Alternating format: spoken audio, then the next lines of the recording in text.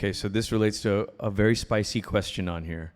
And if you don't like the question, it's your fault, okay? So it's not our fault. You sent this question in. No, I'm just teasing. It's how do you respond or help us respond to people who maybe leverage Old Testament prophecy to identify America as, and the way this question is worded, to identify the United States as main character energy for end time prophecy? There might be a little generational giveaway in who wrote this question. I love that question. Yeah. So leveraging Old Testament prophecy as being fulfilled by America or relating to America as the main character of human history. I hate to break it to you, but America is not the main character in the story that God is telling, and neither are you, and neither am I. Like we don't stand at the center, and everything doesn't revolve around us. One way to say it, since the question was spicy, I'll give a spicy answer. Every time we pray the Lord's Prayer, we are praying for the end of America. Every time we pray the Lord's Prayer, we are praying for the end of America, because it's saying, your kingdom come, your will be done on earth as it is in heaven. And for that to be true, all national boundaries become irrelevant.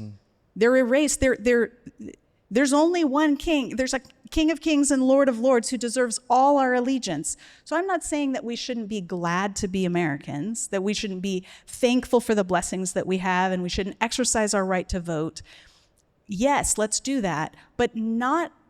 We have to keep things in the right order, the right order of priorities or allegiances. Well, another way to say it is every nation has an expiration date, and not just because empires fall, but because the telos, the end goal of human history from God's perspective, is to have one kingdom. That's right. Not to have our sort of divided loyalties within it.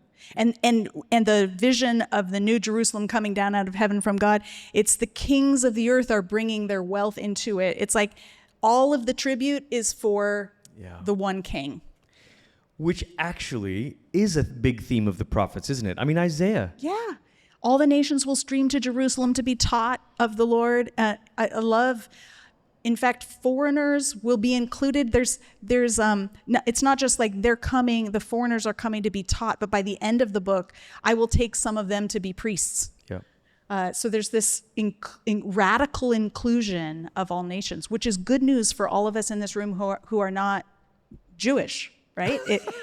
We might have some people here who are Jewish, and so you carry that heritage with you. But for most of us, we're in because Gentiles are allowed. Yes. And so it's really good news that the boundaries have gotten wider.